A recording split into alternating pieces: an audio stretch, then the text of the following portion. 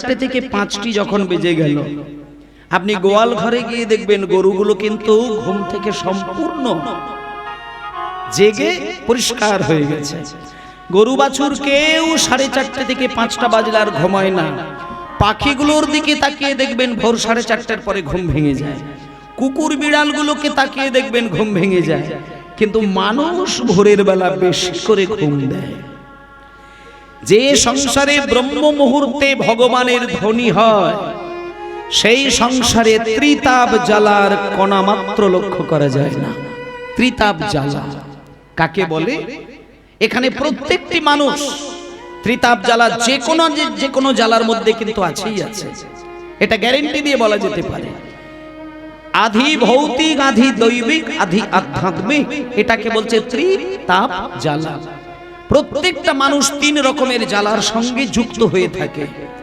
আর ত্রিতাপ জ্বালা থেকে সম্পূর্ণ মুক্তি লাভ করা একমাত্র কৌশল ব্রহ্ম মুহূর্তে তোমাকে ভগবানের নাম অমৃতের মধ্যে মাখামাখি হয়ে থাকা।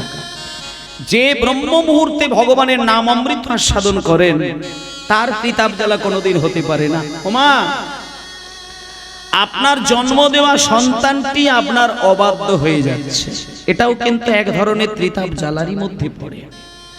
আপনার স্বামী আগে কথা শুনতো, এখন যেন কথা শুনতে চায় না।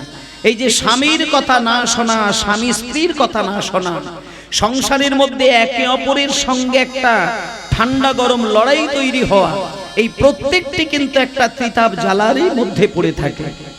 কিন্তু যে ফ্যামিলির মধ্যে ঠাকুর ঘর নাই থাকুক না কেন, শুধু ব্রহ্ম মুহূর্তে ভগবানের নামটা চলে, সেই বাড়িতে ত্রিতাপ জ্বালা বাইরে দিয়ে ঘোরাফেরা করবে, কিন্তু সংসারের মধ্যে ঢুকতে পারে না। কারণ এই সৌরজগতের মধ্যে থাকা আমাদের পৃথিবীর মধ্যে থাকা মানুষ, সেই মানুষের সঙ্গে 9টা গ্রহের একটা কিন্তু সম্পর্ক তৈরি হয়। সেখানে তোমার ভাবনা, তোমার চিন্তা করা, তোমার চলাফেরা, এর সঙ্গেই তোমার উত্থান আর পতন ঘটে। তুমি প্রত্যেকদিন সকালবেলা সূর্য দেবতাকে দেখার পূর্বক্ষণে যে চিন্তা দিয়ে তুমি সূর্য দেবতাকে দর্শন করলে, সেই অনুসারে তোমার 24টা ঘন্টা কাটবে। তাই মুনি ঋষিগণ বলেছেন, একমাত্র তুমি সারাটা দিনও যদি ভগবানের নাম গান না করতে পারো, ব্রহ্ম মুহূর্তে অন্তত ভগবানের নামের সঙ্গে একটু ধ্যান দাও, দেখবে তোমার 24টা ঘন্টা তোমার পরিশুদ্ধ থাকবে। যেটা আগেকার দিনে এককালে আমার ঠাকুরমারা বলতেন, সকালে উঠিয়া আমি মনে মনে বলি সারাদিন যেন আমি ভালো হয়ে চলি।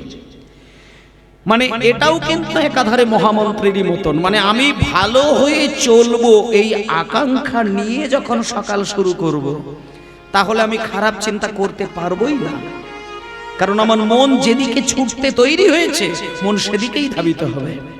তাই সকালবেলা আমার চিন্তাটা যেটা হয়েছে, সেই চিন্তাতেই আমি দিন কাটাবো। তাই প্রত্যেকটা মানুষের লক্ষ্য হবে ব্রহ্ম মুহূর্তে আমার আরাধ্য দেবতার সেবা করা, তারপরে দুপুরবেলা তার সেবা করা, আর সন্ধ্যাবেলায় যখন সন্ধ্যা প্রদীপ দেব, তখন একটা কথা শুধু বলবো। ভক্তমণ্ডলী মায়েরা, বাবা, সন্ধ্যাবেলায় যখন প্রদীপ দেবেন, শঙ্খ বাজাবেন, তারপরে যখন আপনি প্রণাম করবেন, তখন একটা গান প্রত্যেকটা সনাতনীদের গাওয়া অবশ্য দরকার। এটা অনেকেই করে না, কিন্তু যদি করেন অনেক কল্যাণ হবে, অনেক মঙ্গল হবে। আমাদের ধর্মীয় কিছু আচরণ বিধি যদি শুধু মেনে চলা যায়, বিধিগুলো, তাহলে সংসারের রূপটাই বদলে যাবে, জীবনের পরিকাঠামোটাই বদলে যাবে। ছুটে ছুটে জীবন সাজাতে লাগবে না। জীবন বদলানোটা হয় সম্পূর্ণ চিন্তা পরিশুদ্ধ থেকে। আর চিন্তা যদি পরিশুদ্ধ হয়, তাহলে তার আবেগটা পরিশুদ্ধ হবে। আর আবেগ যদি পরিশুদ্ধ হয়, তাহলে ভগবানের কাছে ডাকলেই ভগবান তাকে কৃপা করবেন।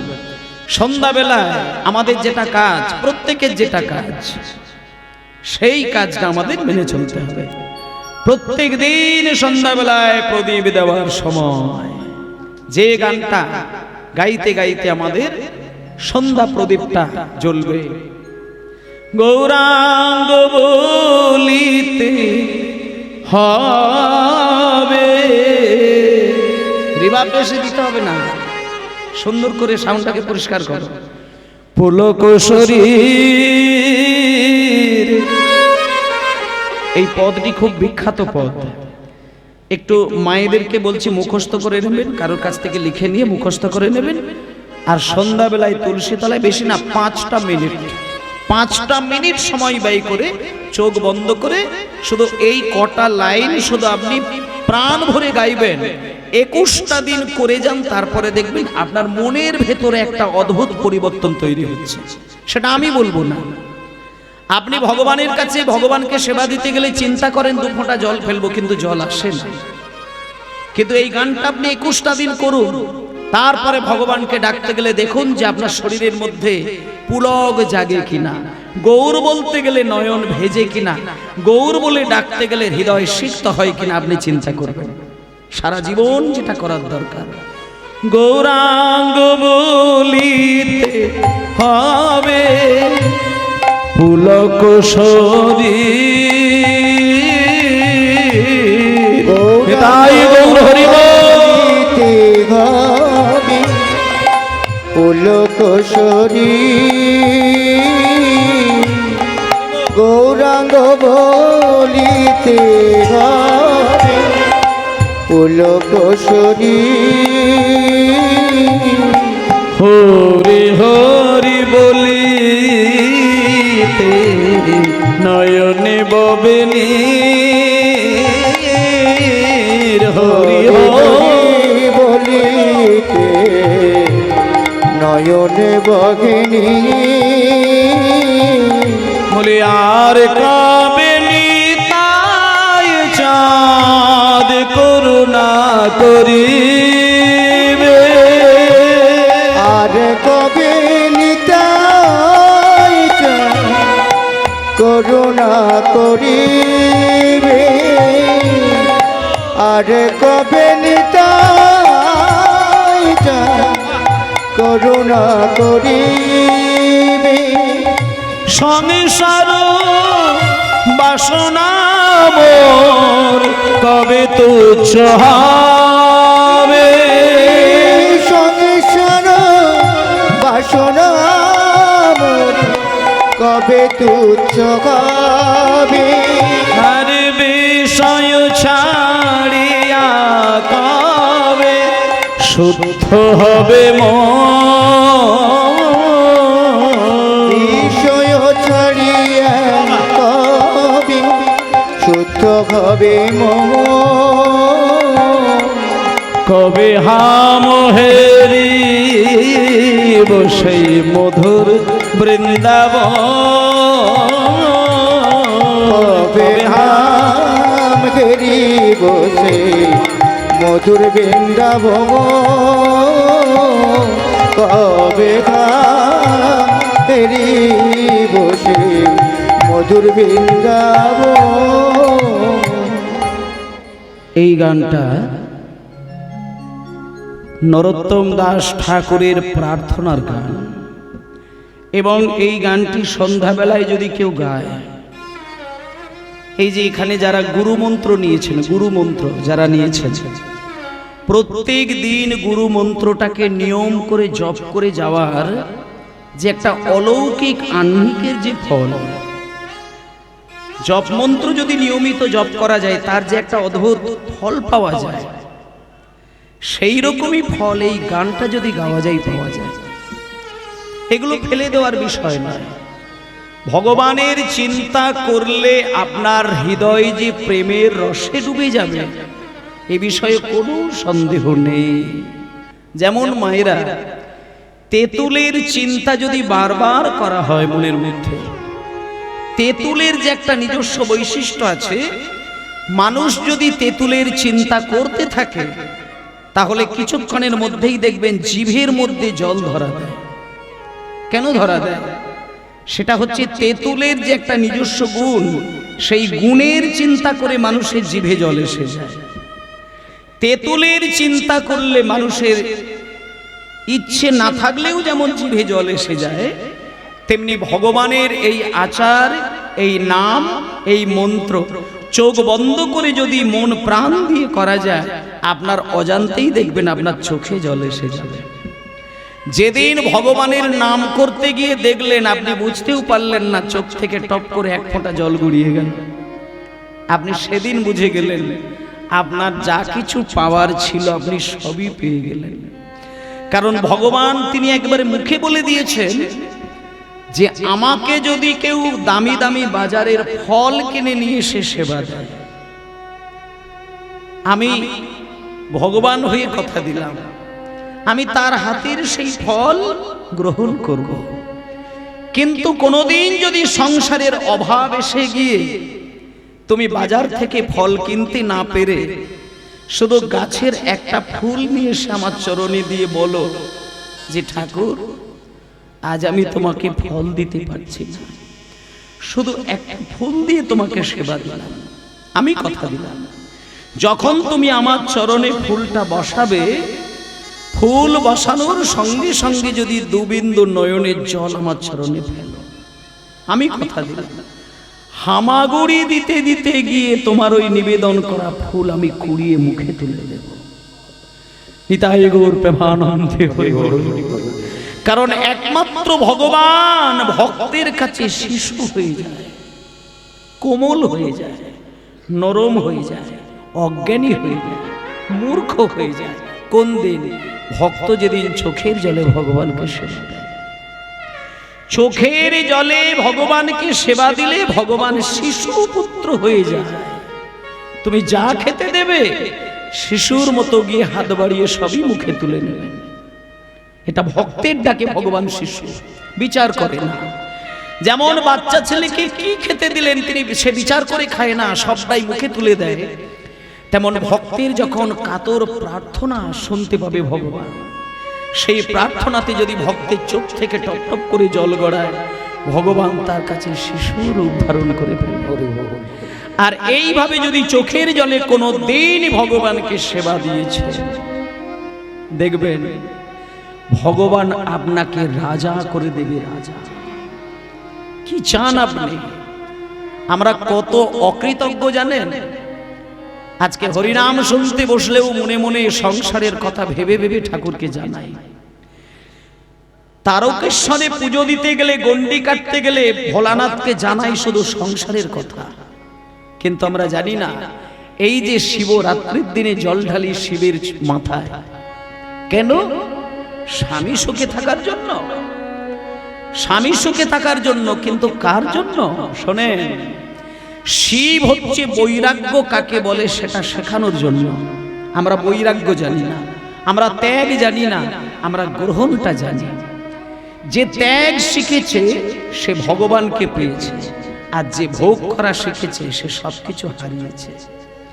একটা সংসারে দেখবেন যে যত ত্যাগ করতে শিখেছে সেই সংসারে সে সব থেকে বেশি শান্তির সন্ধান পেয়েছে। কিন্তু যে ব্যক্তি ত্যাগ জানে না, সদাই ভোগের চিন্তা করে আর যুক্তি তর্ক করে, সংসারে এমন কোনো মানুষ নেই তাকে ভালোবাসা দিয়ে ভরিয়ে রাখে। যার যুক্তি তর্ক আছে, যার ভোগ আছে, সে মানুষের কাছ থেকে ভালোবাসা পায় না। আর যার ত্যাগ আছে, যার বৈরাগ্য আছে, সে ভালোবাসার সাগরে ডুব দেয়। তাই ভক্তমণ্ডলী বাইরা, এই শিবের চরণে জল ঢাললে কি পাওয়া যায়? শোনেন, শিব হচ্ছে সর্বত্যাগী বৈষ্ণব। একটা বৈষ্ণবের গলায় তুলসী মালা থাকে, শিবের গলায় তুলসী মালা পর্যন্ত নেই। বৈষ্ণব হতে গেলে সাদা ধুতি পরতে হয়, কিন্তু শিব ধুতি পর্যন্ত পরে না। বৈষ্ণব হতে গেলে তিলক সেবা করতে হয়, শিব তিলক সেবাটুকু করে না, চন্দন পর্যন্ত গায়ে মাখে না, ছাই মেখে বসে থাকেন। কেন? তার কারণ তিনি আভরণে বৈষ্ণব হতে চান না, তিনি আচরণে বৈষ্ণব হতে চান। নিতাই গৌর প্রেমানন্দে হরি হরি। যার আচরণ বৈষ্ণবের মতো, যার আচরণ পরিশুদ্ধ, সে জগৎপতিকে পেয়ে যায়। এই যে শিবের মাথায় জল ঢাললে পতি পায়, স্বামী পায়। কোন স্বামী? দেহ স্বামীর কথা বলে না। কেউ যদি বলে থাকে তুমি শিবের মাথায় জল ঢালো তোমার স্বামী খুশি হবে, তার মানে ওই তোমার দেহপতির কথা বলে না। প্রত্যেকটা মানুষের, প্রত্যেকটি নারীর জীবনে দুটো করে স্বামী আছে। একটা হলো তার দেহপতি, আর একজন হলো গোলক অধিপতি। এক একমাত্র তোমার দেহপতি তোমাকে প্রাণ ভরে ভালোবাসা দিতে পারবে সেদিন, যেদিন তুমি গোলক অধিপতিকে হৃদয় মাঝে আগড়ে ধরে রাখতে পারবে। কারণ মা লক্ষ্মী কোথাও থাকে না, একটা জায়গায় থাকে, যেখানে বিষ্ণুর চরণ বসানো থাকে। সত্য যুগে নারায়ণের চরণ ধরেছিল, সেই চরণ কলিযুগ এসে গেল, মাঝখানে দুটো যুগ পেরিয়ে গেল, মা লক্ষ্মী কোনক্ষণে চরণ থেকে হাতটা কিন্তু সরায় না। লক্ষ্মী সদাই চঞ্চল, একটা জায়গায় মা লক্ষ্মী চঞ্চল নয়। সেটা কোথায়?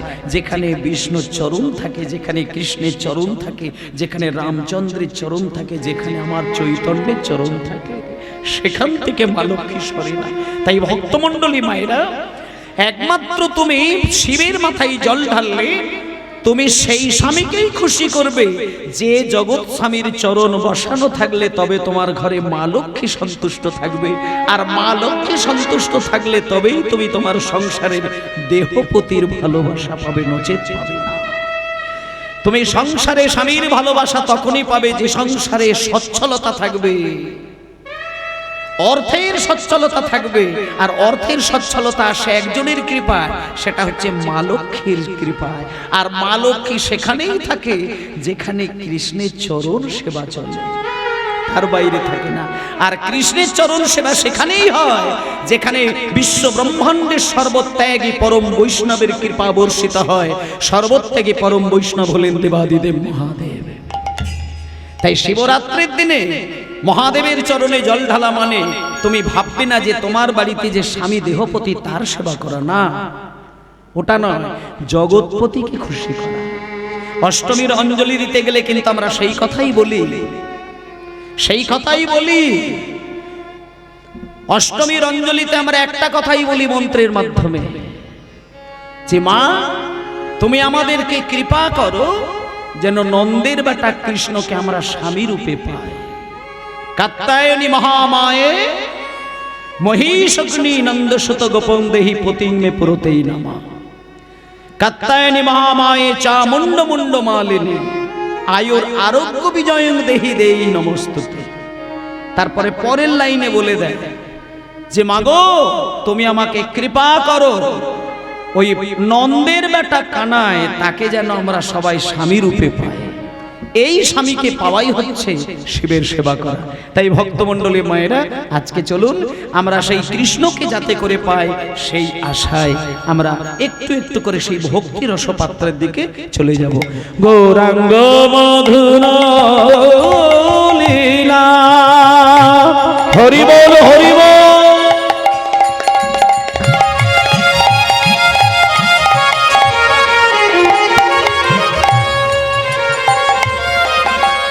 যার করনে প্রবেশিলা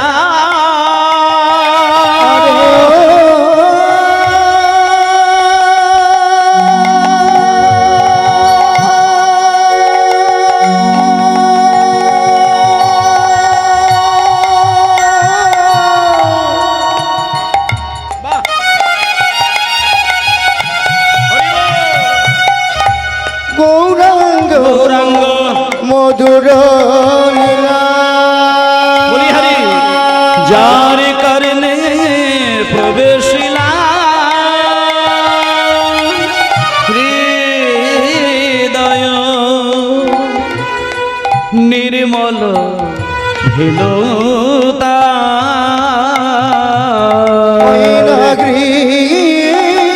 হৃদয় নির্মল বেলতা, ওগো তার অজ্ঞান আধার যাই গো সরে, অজ্ঞান আধার যাই গো সরে, ও তার অজ্ঞান আধার যাই গো।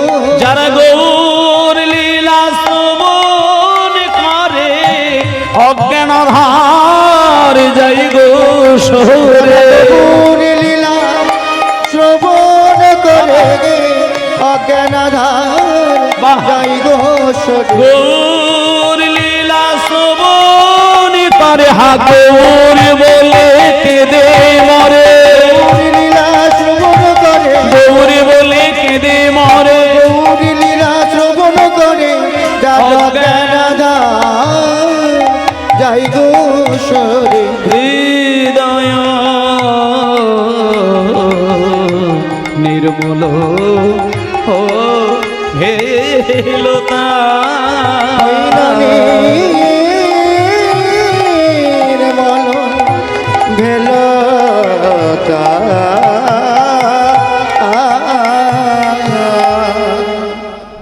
নিতাই গৌর প্রেমানন্দে হরিবোল হরিবোল হরিবোল হরিবোল। তাহলে আসল কথাটা হলো এটাই যে কাত্যায়নী মহামায়ে মহিষগ্নি অধীশ্বরী নন্দ গোপ শতাং দেহে পতিং মে পুরতেই নমঃ। এটাই হচ্ছে আসল মন্ত্র। মানে জগতের জননী হচ্ছেন মা, তাকে শুধু জানানো হচ্ছে এটাই যে আমাদের জগতের পতি ভগবান কৃষ্ণ, তাকে পতি রূপেই যেন আমরা পাই, এই কৃপা তুমি করো। এবং আজকে আমার পরে যিনি রাস গাইবেন তিনিও কিন্তু সেটা দিয়ে শুরু করবেন, এটা দিয়ে কিন্তু শুরু করবেন। মা ছাড়া জগতে কিচ্ছু নেই, মায়ের করুণা ছাড়া ভক্তির সঙ্গে ভগবানের মিলন হয় না, এটা তার সত্য প্রমাণ। তা চলুন আজকে বেশি দেরি নয়, আমরা সংক্ষিপ্ত আকারে বৈষ্ণবের চরণ সেবা করার উদ্দেশ্য নিয়ে বৈষ্ণবের কথা শুনব। ভক্তমণ্ডলী মায়েরা, আজকে শ্রীমান মহাপ্রভু তিনি জন্মগ্রহণ করেছিলেন নদিয়ার নবদ্বীপে। মায়েরা শোনেন, নিমায়ের মা হলেন শচী দেবী। এই যেমন মায়েরা আজকে বসে আছেন, আপনাদেরও বাড়িতে ছোট্ট ছোট্ট ছেলে আছে, মেয়েরা রয়েছে। তার নিমায়ের মা হচ্ছে শচী মা, তার বড় ছেলে রয়েছে বিশ্বরূপ আর ছোট ছেলে হচ্ছে বিশ্বম্ভর। হোমা, বিশ্বরূপ হচ্ছে বড় ভাই আর নিমাই হচ্ছে ছোট ভাই, যার নাম হলো বিশ্বম্ভর। নিমাইয়ের যখন 7-8 বছর বয়স, দাদা বিশ্বরূপ সংসার ত্যাগী হয়ে গেছিলেন। নিমাই ছোট থাকাকালীন যখন দাদাকে হারিয়েছিল, সেদিন নিমাই কাঁদতে কাঁদতে লেখাপড়া শুরু করেছিলেন। 6-7 বছরের আগে নিমাই ছিল প্রচন্ড দুষ্টু, প্রচন্ড চঞ্চল, কিন্তু যেদিন তিনি বড় ভাইকে হারালেন, বিশ্বরূপকে হারালেন, মা বাবা যখন বিশ্বরূপের জন্য কান্নাকাটি করা শুরু করলেন, তখন নিমাই শান্ত হয়ে গেলেন। সেই নিমাই একটু একটু করে বড় হলো, লেখাপড়া শিখলো। যখন নিমাইয়ের 14-15 বছর বয়স হয়ে গেল, 18-20 বছর বয়স হয়ে গেল, 22-23 বছর বয়স হয়ে গেল, নিমাই বিশ্ব ব্রহ্মাণ্ডের একজন মহাপণ্ডিত হয়ে উঠলেন। নিমাইয়ের মতন এত বড় পণ্ডিত কিন্তু জগতে ছিল না। শুধু বাংলা বলবো না, অনেকে বলবে বাংলার মধ্যে শ্রেষ্ঠ হতে পারে, ভারতের মধ্যে হতে পারে না। শুধু বাংলা নয়, শুধু ভারত নয়, শুধু এশিয়া মহাদেশ নয়, পৃথিবীর মধ্যে শ্রেষ্ঠ পণ্ডিত ছিলেন নিমাই। তার একটা নমুনা আপনাদের দিয়ে দিই। সারা পৃথিবীর মধ্যে একজন শ্রেষ্ঠ মহাপণ্ডিত ছিলেন, যার বাড়ি ছিল কাশ্মীরে, যার নাম হলো কেশব কাশ্মীরি। সেই কেশব কাশ্মীরি সারা পৃথিবীর বিভিন্ন ধর্মীয় অনুষ্ঠানে গিয়ে যুক্তি তর্কে হাজার মানুষকে পরাজিত করেছিলেন বলে তার মায়েরা কথা বলবেন না, কথা বলবেন না। একেতে খুব জনাকয়েক মা বাবা আছেন, তাই জন্য আমি চাইবো যে আপনারা অন্তত শেষ পর্যন্ত অমৃতটাকে নিয়ে যাবেন। কারণ কীর্তনের এই আসনটা পেতে গেলে না মা, আমার যেটা মনে হয় কোটি কোটি জনম তপস্যা করলে তবে প্রেমের আসনটা পাওয়া যায়। হুজুকে পাবলিকের মতো কীর্তনটা আমি বলছি না, হুজুকে পাবলিকের কীর্তন সে আলাদা জিনিস, তাতে করে উদ্ধার পাওয়া যায় না। যদি ভবসাগর পারের উদ্দেশ্যে কীর্তন শোনেন, তাহলে তোমাকে আসনকে প্রণাম করতে হবে, সম্মান দিতে হবে। কারণ এই আসন রাজা পরীক্ষিতের চোখের জলে ভেজা আসন। এই আসনে রাজা পরীক্ষিত মৃত্যুকে জয় করেছিল এই আসনে বসে। আমরা মৃত্যুকে কষ্ট পাই তো, তাই আমাদের আসনটা একান্ত প্রয়োজন। তাই শুনুন মা, নিমাই বিশ্বের সেরা পণ্ডিত, তার একটা নমুনা আপনাদের দিয়ে দিই। আমি আপনাদের কাছে কতগুলো কথা বলবো, আপনারা একটু বিশেষ করে আমি মায়েদেরকে একটু স্পেশাল ভাবে জোর দিয়ে বলবো, বাড়ির লক্ষ্মী কিন্তু নারীকেই ধরা হয়, পুরুষকে ধরা হয় না। পুরুষকে ধরা হয় না তার প্রমাণ একটুখানি অন্য দিক দিয়ে বলি। পুরুষ মানুষ রোজগার করবে, প্রয়োজন হলে রোজগারও করবে, মদও খাবে, গাঁজাও খাবে, তাতে করে সংসারের খুব বেশি কিছু অসুবিধে হবে না। কিন্তু স্বামী মদ খাচ্ছে, গাঁজা খাচ্ছে দেখে কই তার স্ত্রী মদ খাওয়া শুরু করে দিক, একবার এক সপ্তাহ যাবে না সংসারে আগুন লেগে যাবে। এইখানটাই বুঝতে হয়, পুরুষ রোজগার করবে, তার দোষের সঙ্গে গুণ থাকবে, গুণের সঙ্গে দোষ থাকবে, কিন্তু নারী সংসারের ধর্মের দড়িটা কিন্তু ধরে। তাই নারীকে সংসারের হাজার লক্ষের দড়িটাকে ধরতে বলা হয়েছে, এবং সেই নারী সব কিছুর লক্ষ্যের দড়িটাকে ধরে বলে এবং সমস্ত লক্ষ্য দৃষ্টি দিয়ে সংসারের সব কাজগুলো করতে পারে বলে তাকে লক্ষ্মী বলা হয়। যে লক্ষ্য ঠিক রাখতে পারে না তাকে লক্ষ্মী বলবে না। কোনো মেয়ে যদি বাড়িতে বিয়ে হয়ে আসার পরে স্বামীর ঘরে কাজ না করতে চায়, কোনো দিকে না তাকায়, শাশুড়ি মাকে নাকে দড়ি দিয়ে খাটায়, শ্বশুরকে অসম্মান করে, সেই নারী কোনোদিন লক্ষ্মী হবে না, সে যতই সুন্দরী হোক। তার লক্ষ্যটা ঠিক থাকলে তবে সে লক্ষ্মী হবে। আর লক্ষ্য কোন দিক? একমাত্র ধর্মের পথে না দাঁড়ালে লক্ষ্য কোনোদিন সহজ হয় না। আর ধর্মের পথ ধরতে গেলে একমাত্র আমার চৈতন্যের চরণটা ধরতে হবে। চৈতন্য দেখিয়েছেন কেমন করে ধর্মের পথে যাওয়া যায়। যে চৈতন্য ছিল মহাপণ্ডিত, যেখানে কেশব কাশ্মীরির মতন একজন পৃথিবী বিখ্যাত পণ্ডিত, যার নাম হয়ে গিয়েছিল দিগ্বিজয়ী কেশব কাশ্মীরি।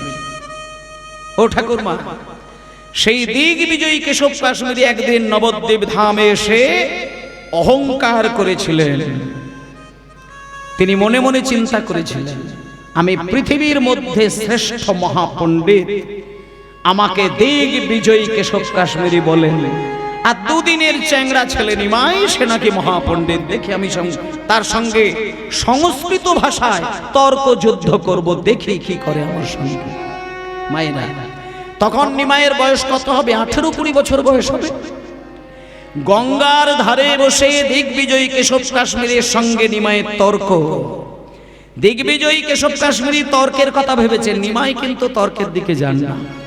নিমাই শুধু হাত জোড় করে বললেন, পণ্ডিত মহাশয়, আপনি তো মহাপণ্ডিত, তাই আপনি যখন এখানে এসেছেন, আপনার কাছ থেকে আমি গঙ্গা সম্পর্কে একটা শ্লোক, আসতে বাজা খোকা, গঙ্গা সম্পর্কে একটা শ্লোক শুনতে চাই, আপনি আমাকে শোনাবেন? দিগ্বিজয়ী কেশব কাশ্মীরি মেঘের মতো গর্জন করে বেশ কিছুক্ষণ ধরে গঙ্গার শ্লোক মুখস্থ বলে দিলেন। তখন নিমাই হাত জোড় করে বললেন, মহাশয়, এই ছোট মুখে যদি একটা বড় কথা বলে ফেলি, আপনি কিছু মনে করবেন না তো? আরে বাবা, তোর কথাই কি মনে করবো, বল তুই কি বলতে চাস? তুই আমার থেকে অনেক ছোট, অনেক ছোট, অনেক ছোট, বল তুই কি বলিস, তোর কথা আমি মনে করবো না, বল কি বলবে? তখন নিমাই বলছেন, কাশ্মীরি মহাশয়, আপনি আমাকে গঙ্গার শ্লোক সম্পর্কে যে কথাগুলো শোনালেন, আপনি যদি অভয় দেন, আপনার এই শ্লোকের মধ্যে থেকে কয়েকটা জায়গায় আমি ভুল প্রমাণ করে দিতে পারি। তখন কেশব কাশ্মীরি রেগে উঠলেন এবং বললেন, আমি অভয় দিলাম, বলো তুমি কি বলবে। বেশ কিছু জায়গায় কেশব কাশ্মীরের সংস্কৃতের ভুল উচ্চারণ এবং ভুল ব্যাখ্যা ধরিয়ে দিয়েছিলেন। তখন কেশব কাশ্মীরি অবাক হয়ে গিয়ে কাঁদতে কাঁদতে গঙ্গার জলে আছাড় খেয়ে পড়লেন। গঙ্গার জলে আছাড় খেয়ে সরস্বতীর আরাধনা করলেন, যিনি কিনা বিদ্যার দেবী, যিনি কিনা বুদ্ধির দেবী। হে মা সরস্বতী, তুমি আমায় বিদ্যা ঢেলে দিয়েছো, বুদ্ধি ঢেলে দিয়েছো বলে আমি বিশ্বের দরবারে স্থান পেলাম, কিন্তু এ আমার কি হলো? দুদিনের ছেলে নিমাই, তার কাছে আমি পরাজিত হয়ে গেলাম। সঙ্গে সঙ্গে মা সরস্বতী বলে উঠলেন, হৃদয় পটে দেখা দিয়ে বললেন, কেশব কাশ্মীরি, তুমি যে নিমাইয়ের কাছে পরাজিত হলে, আমি মা সরস্বতী হয়ে সেই নিমাইয়ের চরণ সেবা করি। নিতাই গৌর প্রেমানন্দে হরি বল হরি বল। আজকে তুমি নিমাইয়ের কাছে পরাজিত হয়েছো বলে তুমি কাঁদছো, এটা তোমার পরাজয় নয়। তুমি নিমাইয়ের কাছে পরাজিত হলে, নিমাই তোমাকে ভুল ধরিয়ে দিয়েছে, এটা তোমার পরাজিত নয়। এই যে আমি সরস্বতী, আমি নিমাইয়ের চরণ সেবা করি, তাহলে দেখুন আজকে যিনি নিমাই তিনি আমাদের কাছে কে, এটা যারা চিনতে পেরেছে তারা নিমাই সম্পর্কে যা জানে। আর একটা কথা বলে দিই, চৈতন্য চরিতামৃত, চৈতন্য চরিত, চৈতন্য ভাগবত, এই কতগুলো গ্রন্থের পুঙ্খানুপুঙ্খ ব্যাখ্যা যদি আপনি হৃদয়ে ধরতে পারেন, আমার মনে হয় মহাপণ্ডিত ছাড়া তাকে আর কিছু বলা যাবে না।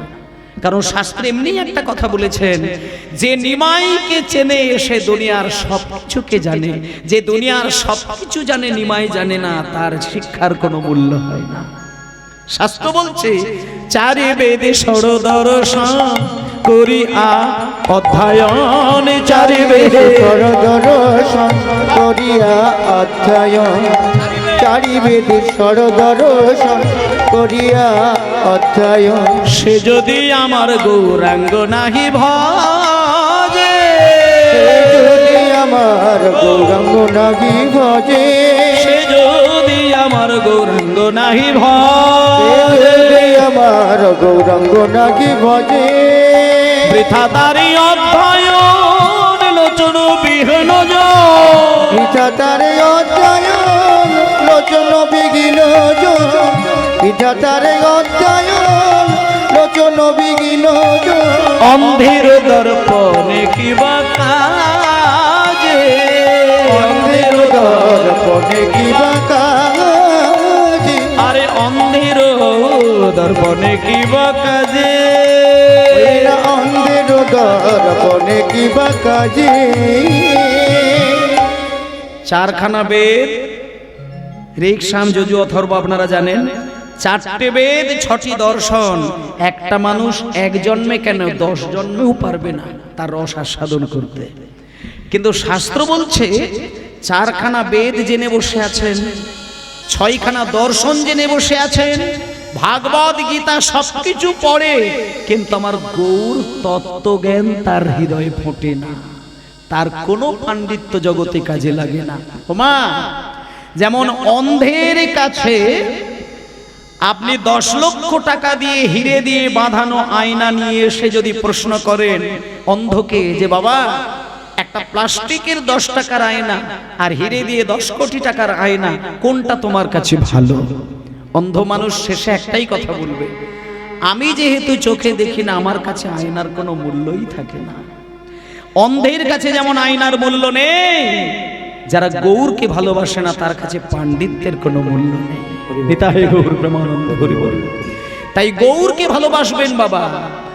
গৌর হরি বাঙালিদের জন্য যেটা দিয়েছেন কোন যুগে কোন দাদা কোন নেতা কোন রাজা গজা কেউ দিতে পারে না। আমি হলপ করি হরিবাসরে বলতে পারি, যারা ইতিহাস জানে তারা বোঝে গৌরাঙ্গ যা বাঙালিদের জন্য দিয়েছে কোন কালে কোন দাদা নেতা দিতে পারবে না। এক ঘাটে বাঘে বলদকে জল খাওয়ানোর ক্ষমতা বলুন গৌর ছাড়া কে দেখিয়েছে? একমাত্র আমার চৈতন্যদেব, তিনি দেখিয়েছেন। আর সেই চৈতন্যদেব আজকে ভক্তদেরকে সঙ্গে নিয়ে প্রেমানন্দে প্রেমানন্দে মেতে হরি বলো, হরি নামের বন্যা যে এলো, প্রেমানন্দে মেতে হরি বলো, হরি হরি বল। প্রেমানন্দে মেতে হরি বলো, হরি নামের বন্যা যে গেল, প্রেমানন্দে মেতে হরি বলো, হরি নামের বন্যা যে গেল। এমন বন্যা দেখি নাই, এমন বন্যা দেখি নাই, শুকনাতে তলায় এমন বন্যা দেখি নাই, শুকনাতে তলায়, এমন বন্যা দেখি নাই, শুকনাতে তলায়, এমন বন্যা দেখি নাই, শুকনাতে তলায়, দেখি নাই, শুকনাতে তলায়, ডুবল নদীর পুরুষ নারী জাতের বিচার নাই। এমন বন্যা দেখি নাই, শুকনাতে তলায়, বন্যা দেখি নাই, শুকনাতে তলায়, ডুবল নদীর পুরুষ নারী জাতির বিচার নাই। ঠাকুর হরিদাস, ঠাকুর হরিদাস, ঠাকুর হরিদাস, ঠাকুর হরিদাস সে কাজের ছেলে, সে বুঝি ডুবে গেল। হরিদাস হরি বলে রে,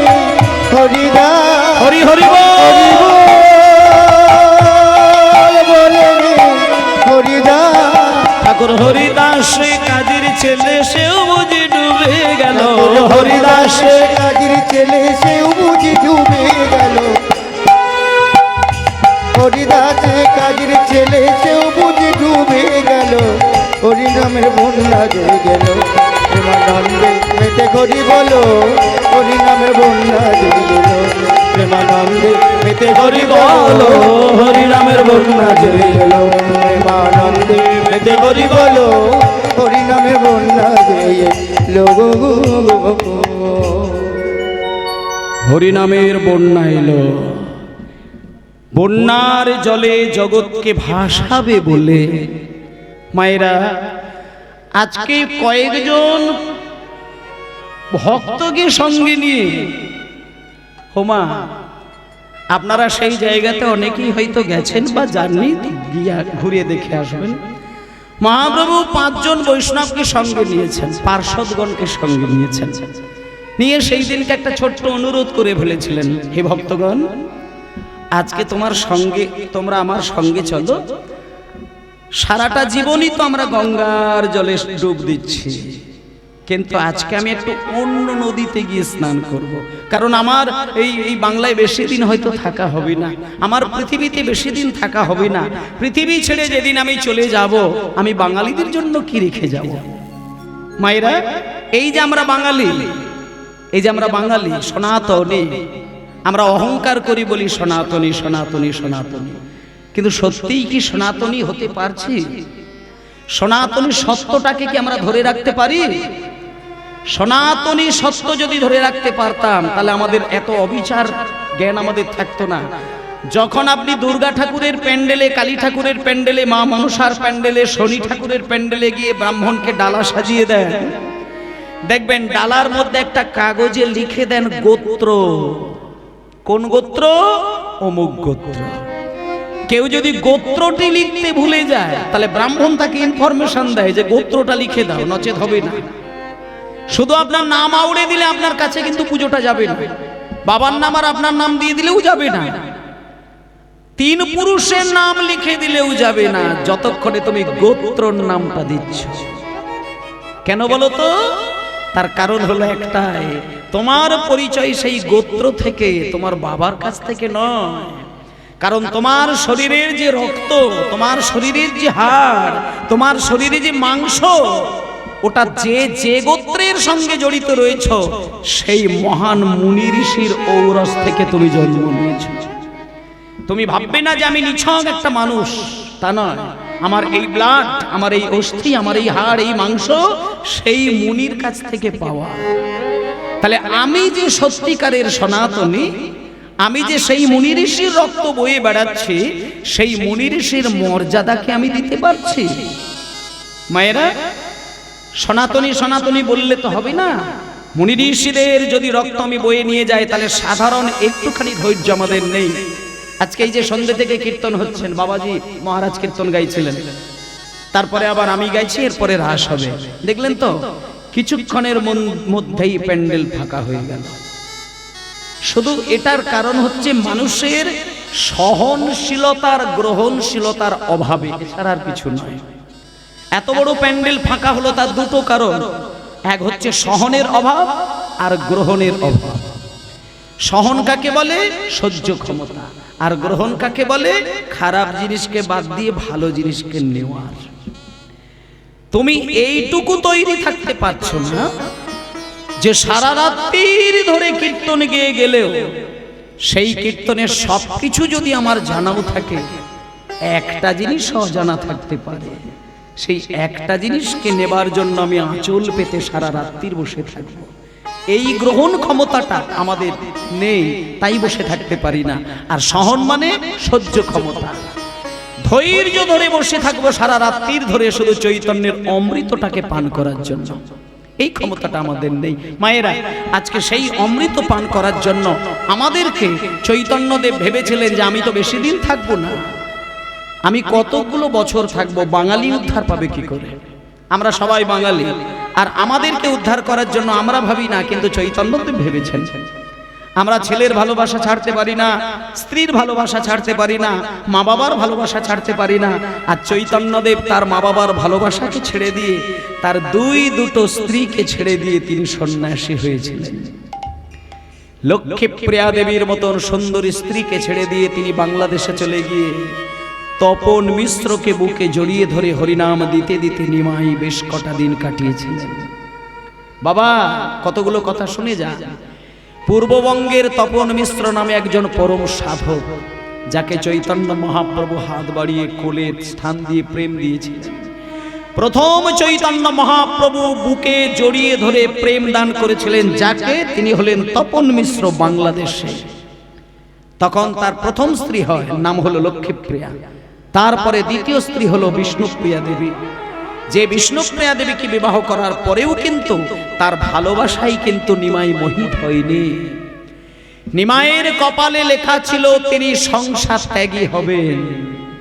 নীলাম্বর চক্রবর্তী ঘোষণা করে দিয়েছিলেন সচিমাকে, সচিমা, তোমার নিমাই হারানোর অভ্যাস তৈরি করতে হবে, কারণ নিমাই একদিন তোমাকে ছেড়ে চলে যাবে। শোনেন মা, সচিমা ঠিক করেছিল নিমাইকে আমি কোনোদিন হারাবো না। কি করে? না, আমি নিমাইয়ের বিয়ের ব্যবস্থা করব, সুন্দরী মেয়ের সঙ্গে নিমাইয়ের বিবাহ দেব। ওই সুন্দরী মেয়েকে স্ত্রী রূপে পাওয়ার পরে যখন নিমাই স্ত্রীকে ভালোবাসতে শুরু করে দেবে, ভালোবাসার মোহমায়ায় যখন জড়িয়ে যাবে, সেদিন নিমাই আর সংসার ছাড়া হবে না। কিন্তু সচিমায়ের ভুল ধারণা, সচিমায়ের ভুল ধারণা যে বৈরাগ্য ধর্মটাকে একবার বুকে টেনে নিয়েছে, এই জগতের কোনো সুন্দর জিনিস তাকে ধরে আটকাতে পারবে না, কোনোদিন ধরে আটকাতে পারবে না। বিষ্ণুপ্রিয়ার মতন দ্বিতীয় স্ত্রী সুন্দরী মেয়ে তার স্ত্রী হয়েও তাকে কাঁদিয়ে দিয়ে নিমাই চিরকালের জন্য বেরিয়ে গেছিলেন। ঠিক নিমাই বিষ্ণুপ্রিয়াকে ত্যাগ করার আগে একটা দিন একটা মহৎ কাজ করেছিলেন, যে কাজের জন্য আমরা বাঙালি আজকে উদ্ধার পেয়ে গেছি। সেই কাজটা যদি উনি না করতেন, তাহলে বাংলায় এত সুন্দর কীর্তন গান কিন্তু হতো না। তিনি সবথেকে বড় কাজ আমাদের জন্য করেছিলেন, বাঙালির জন্য করেছিলেন, সনাতন ধর্মের মানুষের জন্য করেছিলেন। সেটা কি না, তিনি গঙ্গা নদী ছেড়ে দিয়ে হৃদয়ের ভেতর থেকে শুদ্ধ প্রেমটাকে চোখের জলরূপে বার করে একদিন পদ্মা নদীর একটা ঘাটে গিয়ে 5 ফোঁটা নয়নের জল নিয়ে নদীর জলে মিশিয়ে দিয়েছিলেন। এবং ওই চোখের জলটাই আজকে বাংলাকে সোনা দিয়ে মুড়িয়ে দিয়েছেন। নিতাই গৌর প্রেমানন্দে হরি বল। সেই চোখের জল আমরা কোথায় পেয়েছি? দেখুন আজকে মহাপ্রভু কি করলেন। পদ্মা নদীর তীরে আমার শ্রী গৌরাঙ্গরা, পদ্মা নদীর তীরে আমার শ্রী গৌরাঙ্গরা, পদ্মা নদীর তীরে আমার শ্রী গৌরাঙ্গরা, আর ভক্তগণ সঙ্গে করি হরি গুণগান, সঙ্গে করি হরি গুণগান, ভক্তগণ সঙ্গে করি হরি গুণগান, ভক্তগণ সঙ্গে করি হরি গুণগান। আরে আনন্দ ধরে না, ধরে না, আনন্দ ধরে না, ধরে না, সংকীর্তন বিলাস রসে আনন্দ ধরে না, কীর্তন বিলাস রসে আনন্দ ধরে না, ওই সংকীর্তন বিলাস রসে আনন্দ ধরে না, কীর্তন বিলাস রসে আনন্দ ধরে না, ওই সংকীর্তন বিলাস রসে ভক্তগণ সঙ্গে লয়ে, বিলাস রসে ভক্তগণ সঙ্গে লয়ে, কীর্তন বিলাস রসে ভক্তগণ সঙ্গে লয়ে, কীর্তন বিলাস রসে ভক্তগণ সঙ্গে লয়ে আনন্দ ধরে না, আনন্দ ধরে না, আনন্দ ধরে না। হয়ে গেল সর্বনাশ। ও বাবা, বেশ কয়েক ঘন্টা হেঁটে হেঁটে হেঁটে হেঁটে ভক্তদেরকে বুকে জড়িয়ে ধরে চলে এলেন কোথায়? আপনারা যদি পারেন, আপনারা দক্ষিণ 24 পরগনা জেলার মানুষ, পারলে অনায়াসেই যেতে পারবেন সেই জায়গায়। বেশি দূরের ঘটনা নয়, সামান্য মুর্শিদাবাদ জেলা, 24 পরগনার গায়ে। এটা দক্ষিণ, উত্তর, তার পাশেই রয়েছে মুর্শিদাবাদ জেলা। 24 পরগনার গায়ের জেলাটি হচ্ছে মুর্শিদাবাদ জেলা। এবার মুর্শিদাবাদের একটা বিখ্যাত জায়গা, যেটাকে বলছে জলঙ্গি মার্কেট। এখন জলঙ্গির বাজার হয়েছে, আমি 3 বার ওই জায়গায় গিয়েছিলাম। এবং সেই জলঙ্গি যে বাজার, সেখানে দেখবেন একটা নদীর বাঁধ আছে, যে নদীর বাঁধের ঢালটাই হচ্ছে বাংলাদেশের বর্ডার, আর ওখান দিয়ে একটা নদী বয়ে গেছে যেটা পদ্মা নদী, আর ওই বাঁধের এই পারটা হচ্ছে মুর্শিদাবাদ। এখন নদীর ওই পার হচ্ছে বাংলাদেশ আর এই পার মুর্শিদাবাদ। একদিন মহাপ্রভু কয়েকজন ভক্তকে নিয়ে একটা ঘাটে নেমেছেন, ওই জলঙ্গিতেই কাণ্ডটা ঘটেছিল। এগুলো কোনো বানানো গল্প নয়, এগুলো সত্য ইতিহাস। অনেকগুলো নজির আপনাদের দেব, পারলে সেই সব পুণ্যভূমিতে যাবেন, একটু প্রণাম করে গড়াগড়ি দিয়ে বাড়ি আসবেন। কিছু যদি অপ্রাকৃত শক্তিকে হৃদয়ে ধরতে চান, তাহলে অপ্রাকৃত জগতের নমুনা যেখানে ফেলা আছে সেখানে মানুষকে যেতে হয়। তখনকার দিনে মানুষের নিয়ম ছিল পুরীর মন্দিরে কোনোদিন যাগ না যাগ রথযাত্রার দিনে বাঙালিরা যাবে। প্রত্যেক বাঙালি রথযাত্রার দিনে পুরীর মন্দিরে যাওয়ার একটা প্রথা ছিল।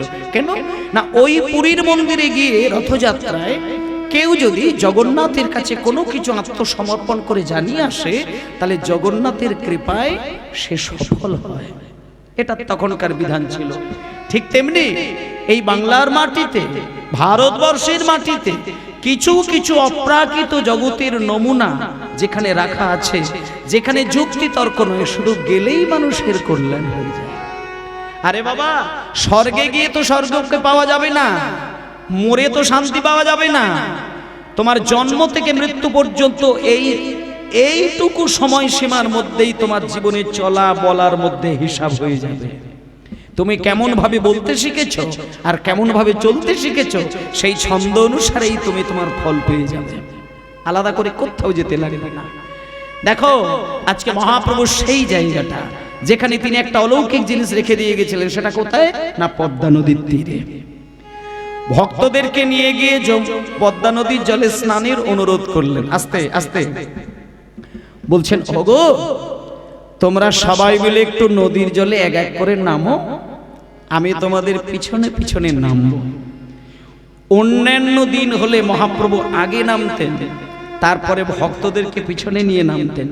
কিন্তু আজকে মহাপ্রভুর কিরকম একটা চিন্তা হয়েছে, তিনি বললেন তোমরা আগে নামো, তারপর আমি শেষকালে নামবো। এই বলে ভক্তগণকে জলে নামিয়ে দিয়েছে।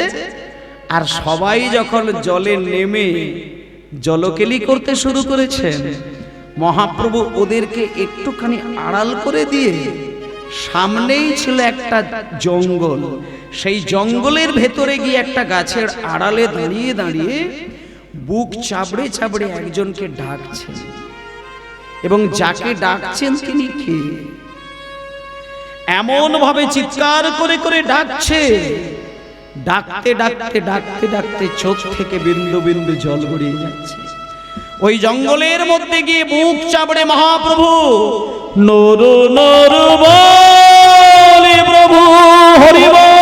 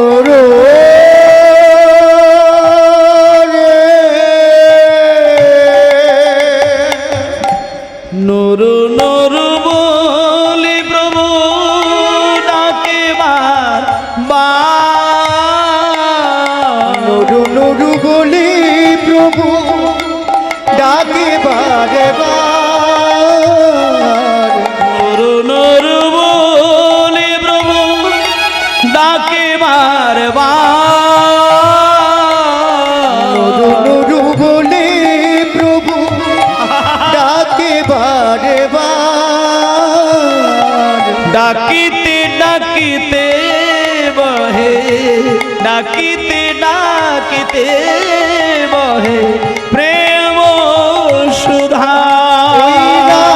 ডাকিতে ডাকিতে বহে প্রেমী সুধা।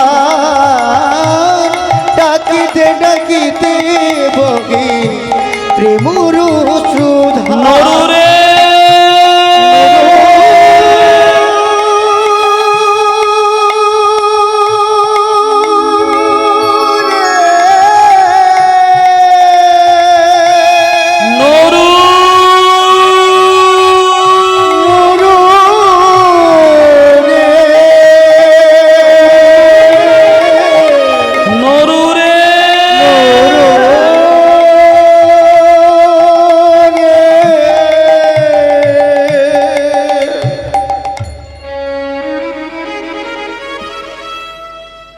কোনো নামই নয়, শুধু নরু। মানে আজকে মহাপ্রভু যে নামটা মুখে বলছেন, এই নামটা মহাপ্রভু এর আগে কোনো দিনও কিন্তু উচ্চারণ করেন। হঠাৎ ভক্তগণ জল থেকে উঠে জঙ্গলের ভেতরে গিয়ে দেখছে নরু। মহাপ্রভু নরু নরু বলে কাকে ডাকছে? প্রভু, প্রভু, আপনি আকাশের দিকে তাকিয়ে চোখের জলে ভাসতে ভাসতে নরু নরু বলে কাকে ডাকছেন প্রভু? এখানে আমরা যে সমস্ত ভক্তবৃন্দ এসেছি আপনার সঙ্গে, কই এদের মধ্যে কারোর নাম তো নরু নয়। প্রভু, আপনি নরু নরু বলে কাকে ডাকছেন? নরু কে? মহাপ্রভু বললেন, হে ভক্তগণ, আমি নরু নরু বলে যাকে ডাকছি না, তার এখনো জন্মই হয়নি। আমি তার জন্মের আগে থেকে চিৎকার করে আহ্বান করে যাচ্ছি, যাতে আমার এই ডাক আকাশ পর্যন্ত চলে যায়। সে জন্ম নেয়নি, আমার ডাক শুনে যাতে করে পৃথিবীতে নেমে আসে। সে যেদিন পৃথিবীতে এসে জন্ম নেবে, সেদিন তার ভালো নাম হবে নরোত্তম, ডাক নামটা থাকবে শুধু নরু। তোমরা এর থেকে বেশি কিছু জানতে চেও না। তোমরা স্নান টান সেরে একটু উপরের দিকে ওঠো। আমি আজকে পদ্মা নদীর জলে, তোমাদের কাউকে নিয়ে নয়, আজকে আমি পদ্মা নদীর জলে একা স্নান করবো। আজকে আমি একা স্নান করবো, তোমরা কেউ নামবে না। তোমরা ওঠো, উপরে ওঠো। সবাইকে সরিয়ে দিয়ে মহাপ্রভু আজকে একা একা পদ্মা নদীর জলে নামছেন। মায়েরা, প্রথমে মহাপ্রভুর ডান চরণটি পদ্মা নদীর জল স্পর্শ করলেন, তারপরে বাম চরণ। এক এক করে ডান চরণ, বাম চরণ, ডান চরণ, এইভাবে চরণ বাড়িয়ে বাড়িয়ে জলে নামতে নামতে যখনই পদ্মা নদীর জলটা নাভি পর্যন্ত সমান হয়ে গেছে, নাভি সম জলে দাঁড়িয়ে ওমা মহাপ্রভু হাত জোড় করে আর জলে নামলেন না। ছোট্ট ছোট্ট করে কথা বলছে নদীর উদ্দেশ্যে। আজকে মহাপ্রভু এই মুহূর্তে যে কথাগুলি বলছেন, কাউকে বলছেন না, পদ্মা নদীকে বলছেন। কোন কথা বলছেন? গাছের তলায় দাঁড়িয়ে যদি গাছের উদ্দেশ্যে কেউ কথা বলে, গাছ শুনতে পায় না। নদীর জলে দাঁড়িয়ে কেঁদে কেঁদে নদীকে কথা বললে নদী শুনতে পায় না। কিন্তু আজকে মহাপ্রভু নদীর জলে কেঁদে কেঁদে যে কথাগুলি বলছেন, সেটা কিন্তু নদী শুনতে পেলেন। ও মায়েরা, আজকে দেখুন নদীকে কি কথা বলছেন, নদী কি উত্তর দিলেন, সেইটা শুনুন। মহাপ্রভু আমার কেঁদে কেঁদে কেঁদে কেঁদে বলে, ওহে আমার পদ্মা নদী, ওহে আমার পদ্মা নদী, এই যে আমি তোমার জলে দাঁড়িয়ে কৃষ্ণ কৃষ্ণ বলে শুধু কাঁদছি, এটা আমার চোখের জল নয়।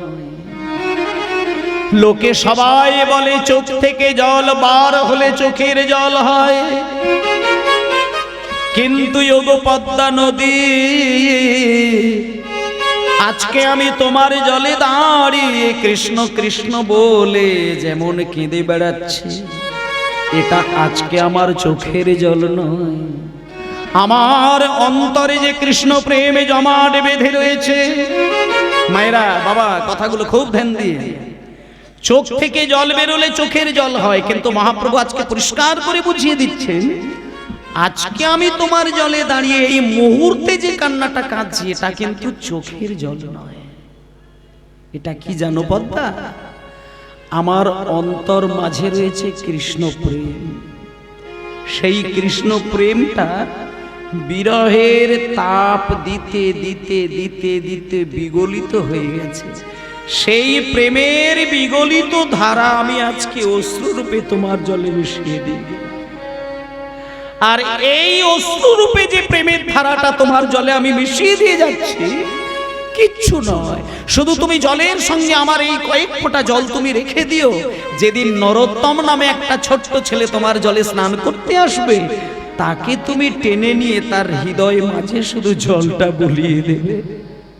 যার পরশে তুমি ওধে গোছালি মাগো, যার পরশে তুমি ওধে গোছালি মাগো, আমারে প্রেম তুমি তাহারে দিবাগো, আমারে প্রেম তুমি তাহারে দিবাগো, ভুলে আমারে প্রেম তুমি তাহারে দিবা, আমারে প্রেম তুমি তাহারে দিবাগো, সেদিন তরঙ্গ বাড়িবে, তরঙ্গ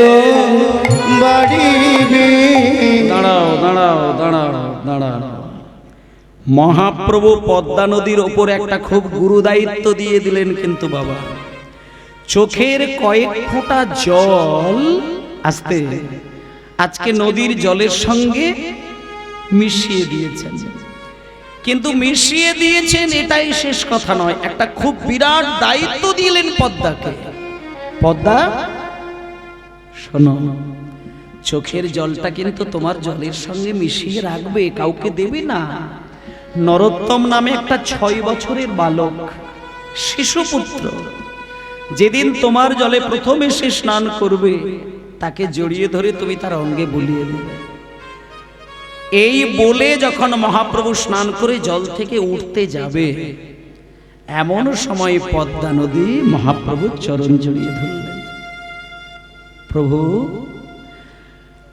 প্রভু, চোখের জলটা আমার জলে মিশিয়ে রাখবো, তাতে তো আমার কোনো আপত্তি নেই, নরোত্তমকে দেব সেখানেও কোনো আপত্তি নেই, কিন্তু প্রভু নরোত্তমের বয়স বলছে 6 বছর, কিন্তু এমনও তো হতে পারে যে নরোত্তমের সঙ্গে সমবয়সী আরো 10টা ছেলে চলে এলো, তারা যদি একসঙ্গে চলে আসে, আমি মুখ দেখে চিনবো কি করে যে কোন ছেলেটা নরোত্তম?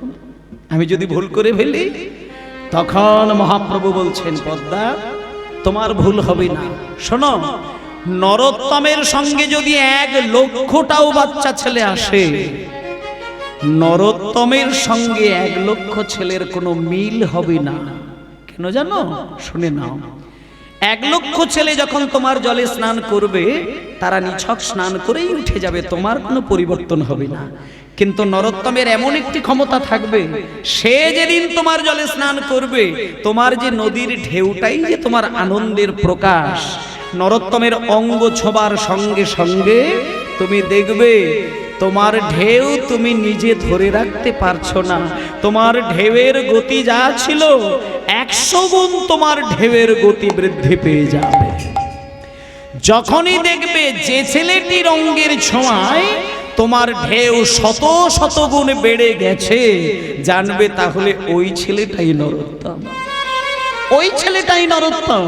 যাহার পরশে তুমি উঠে ওছালিবা, যাহার পরশে তুমি ওধে গোছালি ভাগো, আমারে প্রেম তুমি তাহারে দিবাগো,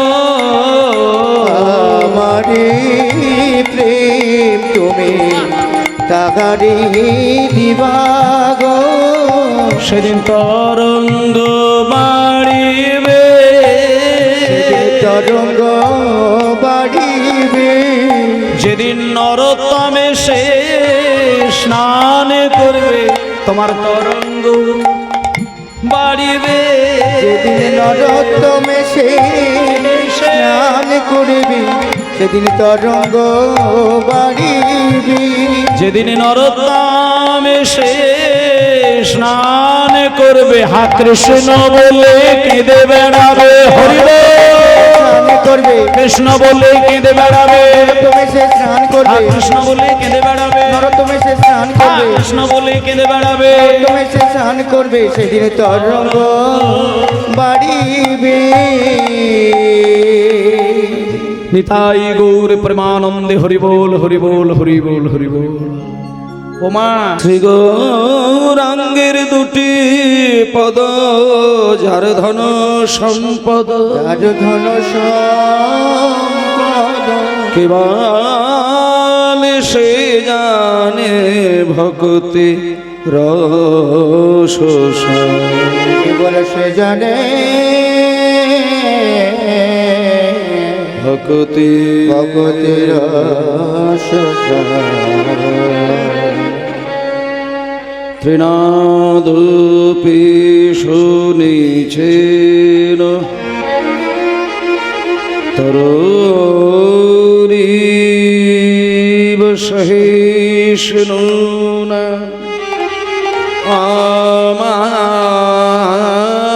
আমানেন মানদেন কীর্তন্য সদা হরি, কীর্তনীয় সদা হরি। নিতাই গৌর হরি বল গৌর হরি বল গৌর হরি বল। জয় নিতাই। সমবেত রিভাব ব্যাখ্যার সময় রিভাব একেবারেই কম। সমবেত সকল গৌর গোবিন্দ অনুরাগী ভক্তবৃন্দ, সকলের চরণে আমার অসংখ্য কোটি কোটি দণ্ডবত প্রণাম। আজকে শ্রীমান মহাপ্রভুর অপার করুণার সম্পদ এই কীর্তন গান, এই কীর্তন গানের মধ্য দিয়ে আমরা জীবাত্মার সঙ্গে পরমাত্মার যে মহামিলন, সেই মহামিলনের একটি শুভ মুহূর্ত মাত্র আজকের এই দিনটাই। এই যে মহাপ্রভুর কীর্তন গান হয়েছে এই জায়গায় হচ্ছে, এই গানের মধ্য দিয়ে এটা তো পৃথিবীর অন্যান্য গান বাজনার সঙ্গে মেলানো যাবে না। কীর্তন গান আর পৃথিবীর যে কোনো গান বাজনা এক জিনিস কিন্তু নয়। জয় নিতাই।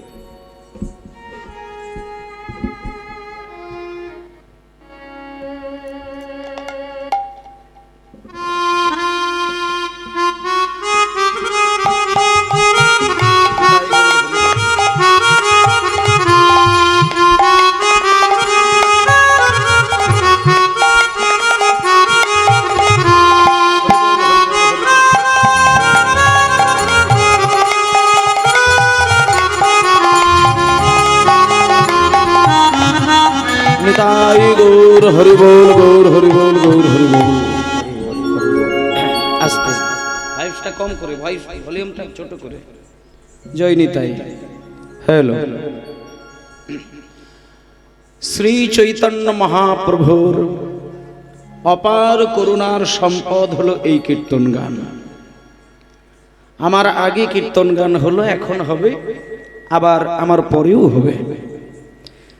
আরো সাউন্ডটা একটু বসুক না, খিনখিন করে বেরিয়ে যাচ্ছে। একদম বসবে সাউন্ডটা, বেশি উড়ে গেলে হবে না। জয় নিতাই। তা যাই হোক, আজকের এই কীর্তন গানের মধ্য দিয়ে আমরা একটা জিনিসকে সবসময় উপলব্ধি করব, যে কীর্তন আমরা শুনবো কেন। এই যে বছরের শেষে বা বছরের যে কোনো মুহূর্তে গ্রামের মাঝখানে যে হরিবাসর সাজানো হয়, মনিটরটা একটু কমিয়ে দাও। এই হরিনামের আসর এটা নিছক একটা বাৎসরিক অনুষ্ঠানের আবেগ মাত্র কিন্তু নয়। অনেকের মনে মনে একটা ধারণা থাকে যে কীর্তন গান মানে একটা বাৎসরিক আচার বা অনুষ্ঠান, কিন্তু এটা নিছক বাৎসরিক অনুষ্ঠান নয়। এটা একান্তভাবে ভগবানকে সেবা করার, বেশটা একটু দিয়ে দেবে, বেশটা ভগবানকে সেবা করার একটা আসন। ও সামটা ঠিক মতো বসছে না, খ্যান খ্যান খ্যান খ্যান করছে। এই আসনে যদি আমরা বসে শুধুমাত্র তার নামটা শুনে যাই, মানে আলাদা করে তিল তুলসী দিতে হবে না, আলাদা করে একটা রজনীগন্ধা ফুলের মালা বিগ্রহকে দিতে হবে না, প্লেটে সন্দেশ রসগোল্লা সাজিয়ে দিতে লাগবে না, শুধুমাত্র আসনে বসে তার কথাগুলো যদি মন দিয়ে হৃদয়ের মধ্যে পৌঁছে দেওয়া যায়, এর থেকে বড় ভগবানের সেবার কোনো জায়গাতে হতে পারে না। কারণ এই যে তোমার অন্তর, তোমার মন, এই মন একান্তভাবে পরমাত্মার একটি অংশ মাত্র।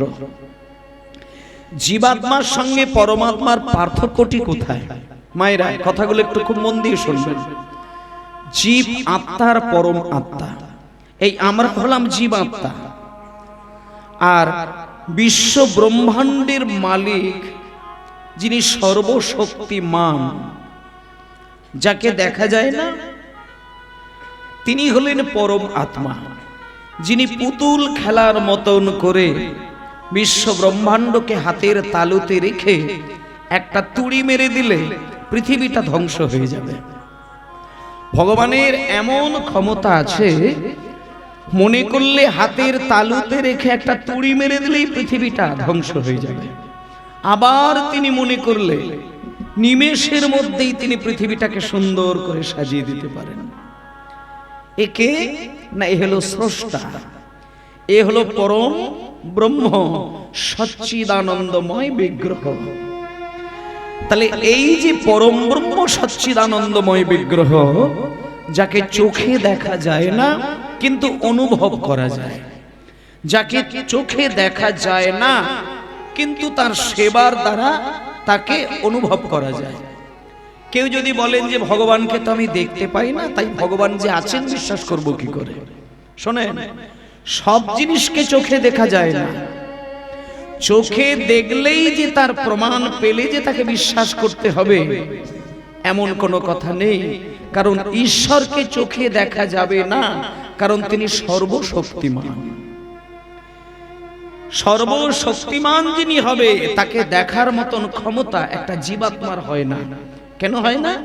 না, জীবাত্মা হচ্ছে তিনটে জিনিস দিয়ে গঠন হয়েছে। এই যে আমরা জীবাত্মা, আমরা তিনটে জিনিস দিয়ে গঠন হয়েছি। এক হচ্ছে আমাদের মধ্যে দেহ রয়েছে, আর আমাদের এই দেহের মধ্যে রক্ত আছে, হাড় আছে, মাংস আছে, আর কিচ্ছু নেই। এখানে যে মানুষগণ আমরা বসে আছি, তিনটে জিনিস দিয়ে তৈরি, রক্ত, মাংস আর হাড় দিয়ে সাজানো একটা শুধু খাঁচা, এই শুধু, আর কিচ্ছু নেই।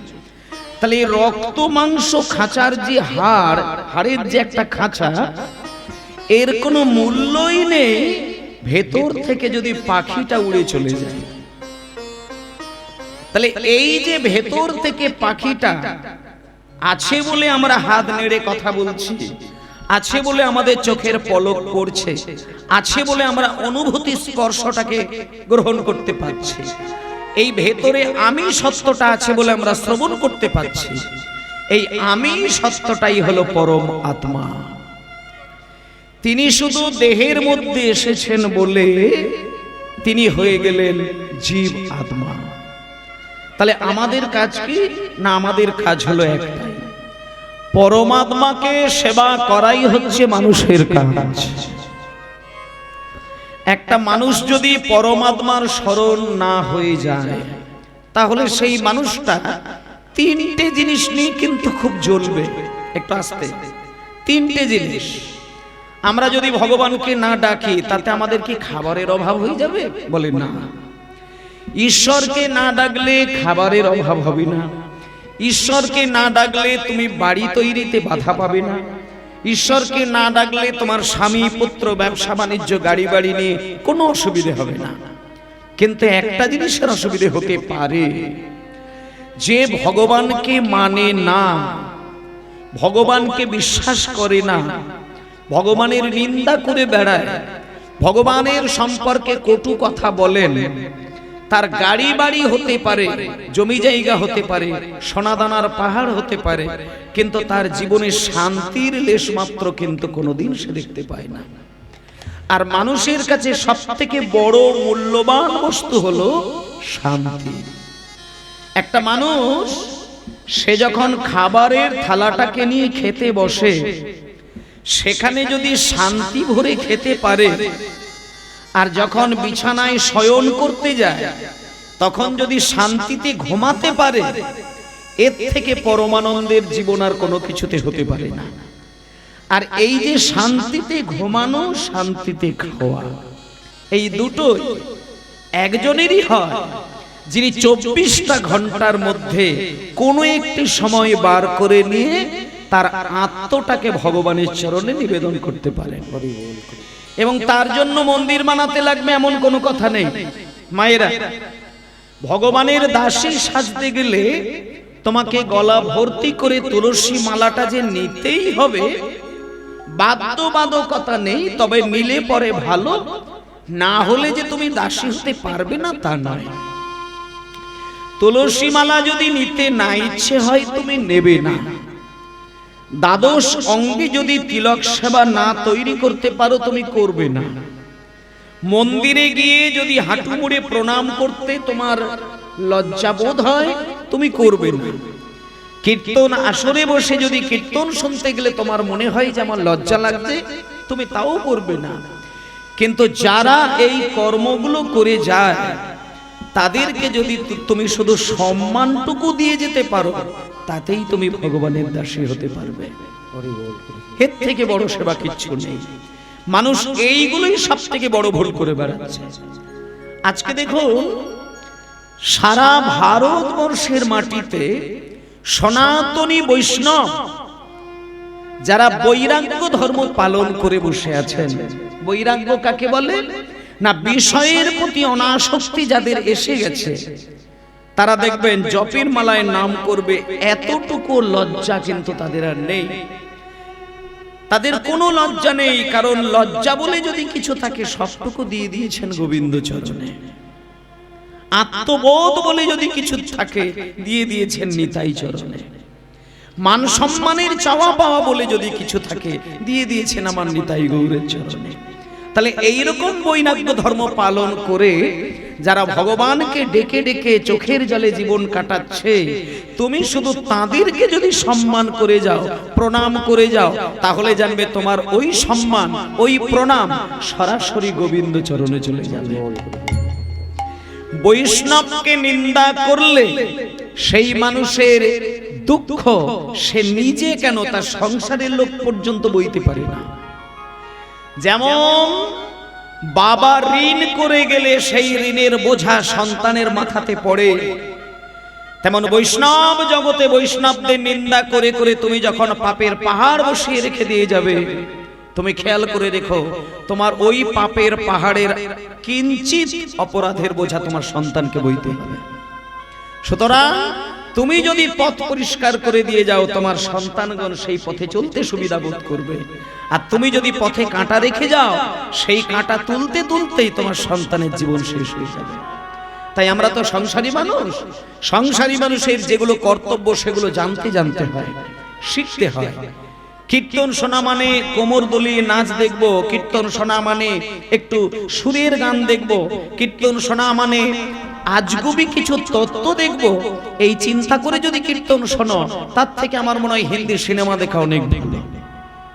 কারণ কীর্তনে অনুরাগ শিখিয়েছেন, কীর্তনে প্রেম শিখিয়েছেন, কীর্তনে চোখ বন্ধ করে কেঁদে কেঁদে নয়নধারায় ভাসতে শিখিয়েছেন কে? শ্রীমান মহাপ্রভু। কীর্তনে কোমর দোলানো গানের ব্যাখ্যা কিন্তু নেই। আজকে সারা বাংলার মাটিতে রাসলীলা হচ্ছে, আর রাসের আসরে দাঁড়িয়ে অষ্ট সখী গোল করে ঘিরে কোমর নাচিয়ে নাচিয়ে যে অসভ্য ফিজিক্যালি আর্টগুলোকে তুলে ধরছে মানুষের কাছে, আমার মনে হয় ওই কীর্তন শোনার থেকে হিন্দি সিনেমা দেখা অনেক ভালো। কারণ ওইখানে চৈতন্য মহাপ্রভু সরাসরি চরণে পদাঘাত করা ছাড়া কিচ্ছু নয়। যাদের বাড়িতে ভাগবত আছে, ভাগবতের 10ম স্কন্ধটাকে খুলবেন, 29 থেকে 33 অধ্যায় প্রত্যেকটি শ্লোকগুলোকে পড়বেন। সেইখানে বুঝে দেখবেন রাসলীলা থেকে বিরহ লীলা কৃষ্ণের কোনো লীলার মধ্যে নেই। রাসলীলা শুনতে গেলে মানুষ কাঁদতে কাঁদতে কাঁদতে কাঁদতে পাগল হয়ে যাবে, মূর্ছা চলে যাবে। কিন্তু বর্তমানে যে রাস হচ্ছে, কি রাস? শুধু নায়ক নায়িকাদের ড্যান্স, এর বাইরে কিচ্ছু নেই।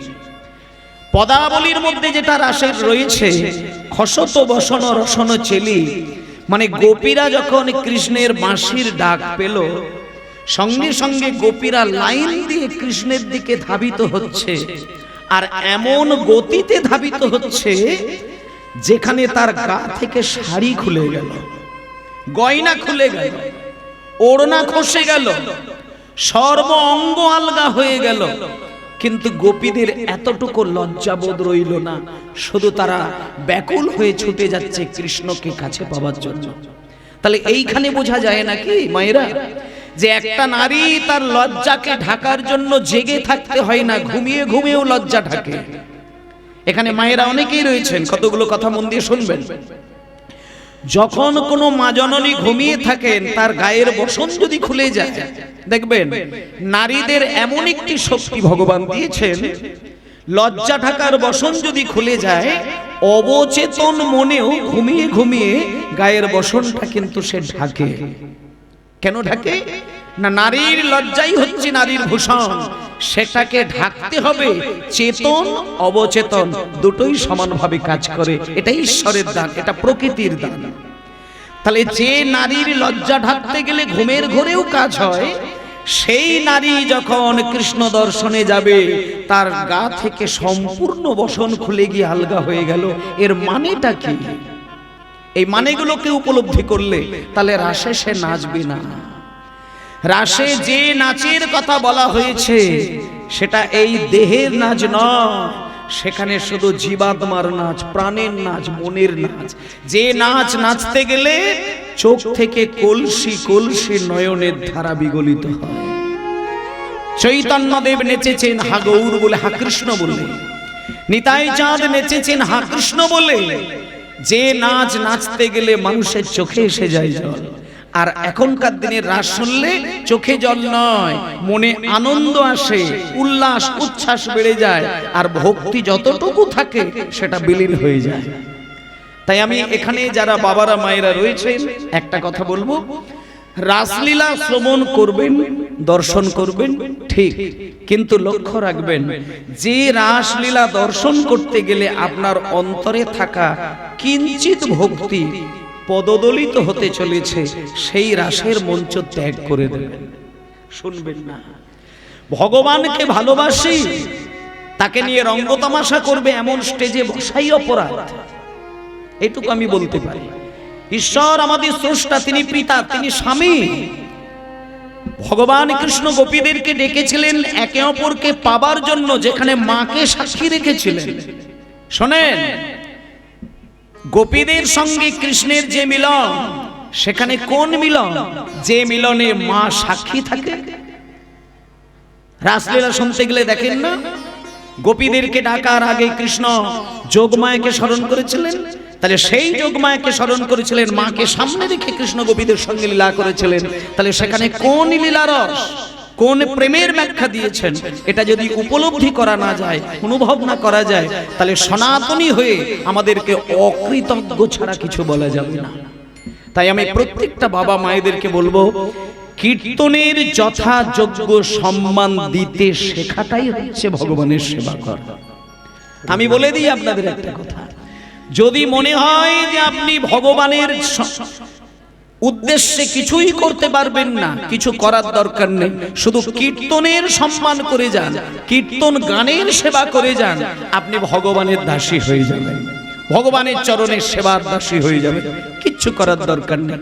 রোজের সকালবেলা উঠে, সকালবেলা ব্রহ্ম মুহূর্তে উঠে যদি বাসি বিছানাতেই যদি মনে হয় আপনি এইটুকু কথা বলতে পারেন, তাতে আপনি 24টা ঘন্টা পরিশুদ্ধ প্রেমময় মিষ্টি আবেগের সঙ্গে 24টা ঘন্টা কাটাতে পারবেন। প্রতিটা দিনের হিসাব প্রতিদিন মিটিয়ে নেবেন, তাহলে সারা জীবনের হিসাব নিয়ে আপনাকে মরতে হবে না। আমরা 8টি প্রহর একদিন করে পাই, দিন 4টি প্রহর আর রাত্রি 4টি প্রহর, এই নিয়ে 8টি প্রহর। 8টি প্রহরের হিসাব যদি 8টি প্রহরের মধ্যে মিটিয়ে দেই, তাহলে শেষের দিকে গিয়ে আমাদেরকে অত কাঁদতে হয় না। মুনি ঋষিগণ বলেছেন, মায়ের গর্ভে যখন আমরা জন্ম নিই তখন নিঃশব্দে জন্ম নিই, সেখানে কিচ্ছু বোঝা যায় না। যখন মায়ের গর্ভে সন্তান জন্ম নেয়, মাও পর্যন্ত টের পায় না যে ছেলে আমার কবে এলো, বুঝতে পারে না। তাহলে যেমন জন্ম নেওয়ার সময় নিঃশব্দে জন্মগ্রহণ করে, তেমন এমন সাধনা তুমি প্রত্যেক দিন করে যাও, যেদিন তোমার মরণ হবে সেদিন তুমি নিঃশব্দে বেরিয়ে যাবে। এত ছটফট, এত কান্না, এত জ্বালা, এত যন্ত্রণা কিচ্ছু পেতে হবে না। তুমি নীরবে এসেছো, নীরবে যাবে। মাঝখানে শুধু ভজনটা ঠিক রাখতে হবে, সেই ভজনটাই দেখার জন্য আমাদের মুনি ঋষিদের আগমন। ভক্তমণ্ডলী মায়েরা, আজকে চৈতন্যদেব সম্পর্কে জানলেই আমাদের আসল জানা হয়ে যায়। চলুন শুরুতেই ভজ গৌরাঙ্গ কহ গৌরাঙ্গ লহ গৌরাঙ্গের নাম রে, হরি হরি হরি গৌরাঙ্গ কহ গৌরাঙ্গ লঘ গৌরাঙ্গের নাম রে,